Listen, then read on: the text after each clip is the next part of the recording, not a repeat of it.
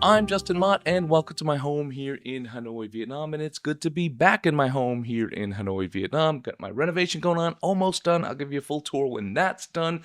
I went back to Rhode Island to see my family, see my mother, my sister. Then I flew across country to San Francisco to see my brother. And while I was there, like I do every year, I should go back for about a month, and I pick up new gear for my commercial business, personal photography, and just some other little accessories that I use as well. And today I'm going to tell you what I bought and why I bought it. And this isn't trying to get you to buy stuff. I'm just trying to share some new gear that I like, and maybe you'll like it as well. Today's episode is brought to you by my friends over at Wotancraft, and thank you for them for sending me this gorgeous Lightning Rider leather sling bag, this 12-liter bag.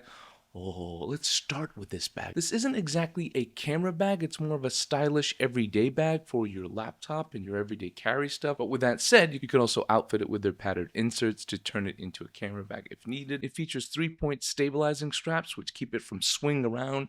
A big win if you ride motorcycles like I do. The build quality is exceptional. The price, $530. Yes, that's expensive. This is more of a life bag. This is a bag you're going to have forever. It's multi-purpose. Plus, it fits a 14-inch MacBook Pro comfortably.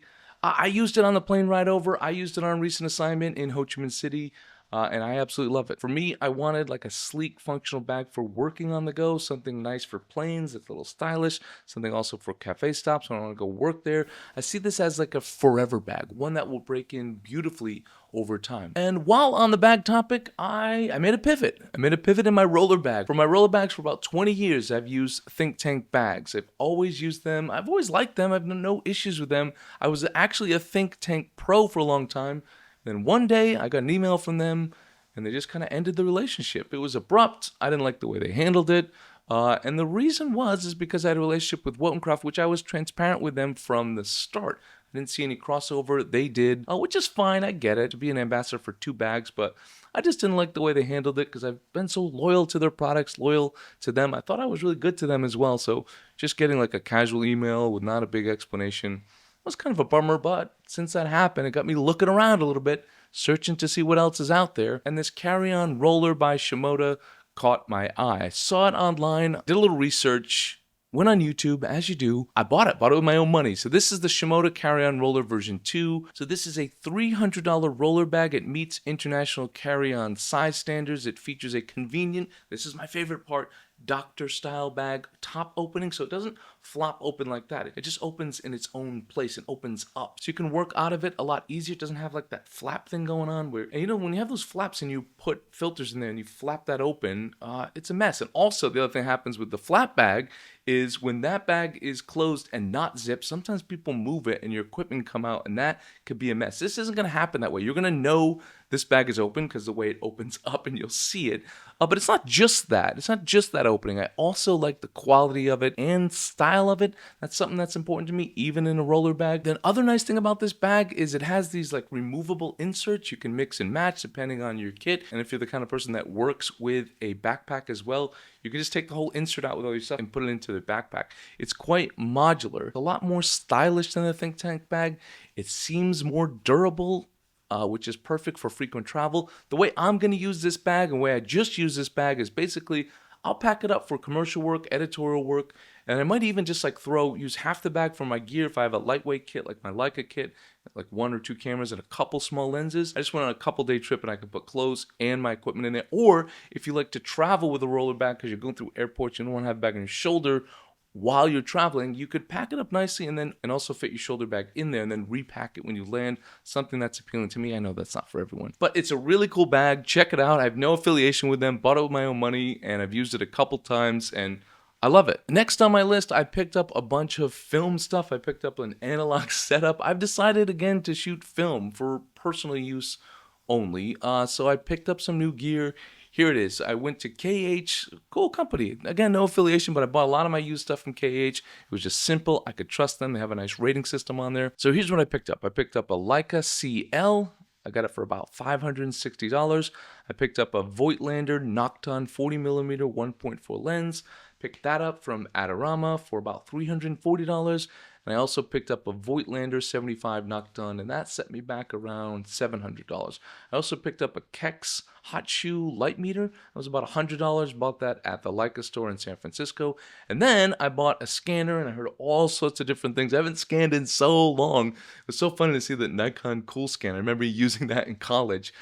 Consider a bunch of different options. A lot of people weighed in, and thank you people who gave me feedback. I ended up going with the PLUSTEK 8300i film scanner for scanning my negatives and to just keep everything digitally friendly. So why did I go to film, and why didn't I just use my Leica M lenses for all this? Well, long story, but I'll keep it short. I didn't necessarily want to start a personal project with a film camera. This is just more of a setup for capturing life's little everyday moments. My dog, my wife, travel, downtime, and I thought, yeah, Leica M6 is awesome, but I'm not going to use this a ton, and a couple $1,000s for used M6. I want to make sure I'm ready to really dive back into film and see how much I like it again. So the CL was sort of a nice intro way, but it's not set me back thousands, it's set me back hundreds. And I wanted something within the Leica family, so if I could use my M lenses, which I'm already heavily invested in with them, but you might say, don't you already have a 35-1.4 Leica lens that you use all the time? Yeah, I do, so why pick up a 40? Good question. The 40 is a little bit smaller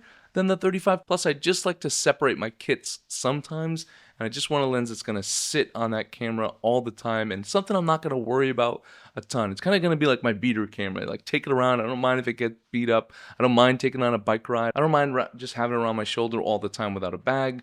And then the 75, that was something I wanted to experiment with. There was something missing in my lineup. I've got a 35, I've got a 50, I've got a 100, and I've got a 24-90 L series lens. But I didn't have a 75, and I do like that focal length. I like an 85 a little bit better, but it was just quite affordable. Again, that lens is going to float between my digital kit and my analog kit. And I've used it a couple times, and both lenses are really nice. Voigtlander makes nice lenses. I still prefer the Leica, but we're talking hundreds compared to thousands of dollars. So that's my film kit. I can go more into that if you guys are interested, and I'll take you along the way as I explore back into film. I'm going to go shoot this weekend with a buddy of mine, take my film camera out, see how I like it, see how I do. I'm sure I'll make some mistakes. Just something I wanted to not dive back into, but just sort of float back into, and that's why I didn't do a full investment. That's why I went with the Leica CL. Maybe, who knows, maybe I'll upgrade to an M6 before. I had an M6 a very long time ago when I first started out my career, and I love that camera, but for now, the CL, love the feel, love the price tag even more, and then I coupled that with those Voigtlander lenses just to try something different and not splurge too much. So a few more things I picked up along the way. I got a couple new Docker hats from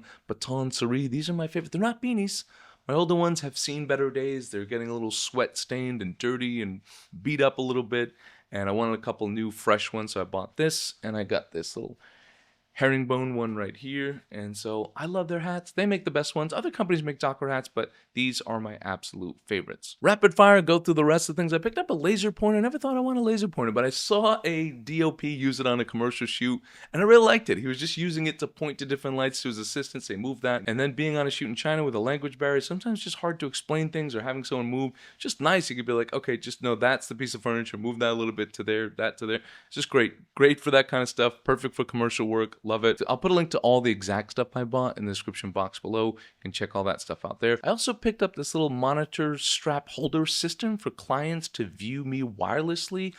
Shooting tethered for someone like me who's wild and going all over the place, it's hard. I need to be nimble, but some of my clients need to be tethered, which I totally get. They need to see what I'm shooting in real time. So my team, we invested in a DJI wireless transmitter system. It sits on the bottom of my camera. It can transmit to a monitor. We have an Atmos 7-inch monitor. And then we tried that on a shoot, but the client was holding it. It wasn't that comfortable. There's nowhere to put it. So this system has two handles. It has a nice bracket for it for protection. Also has a neck strap as well. This also comes in handy if you work with a producer. So oftentimes on hotel shoots, I'm working with my wife. She needs to explain things to the client so she can show them quickly in real time, or the producer might just need to see what's on the frame. And the client loved this system on the last shoot. It just made things a lot simpler and a lot faster, which is always fine by me. I picked up some cables and such that aren't going to be interesting, so I'm not going to talk about them, but I think that's about it for today. I'll dive deeper into my film exploration, we'll call it.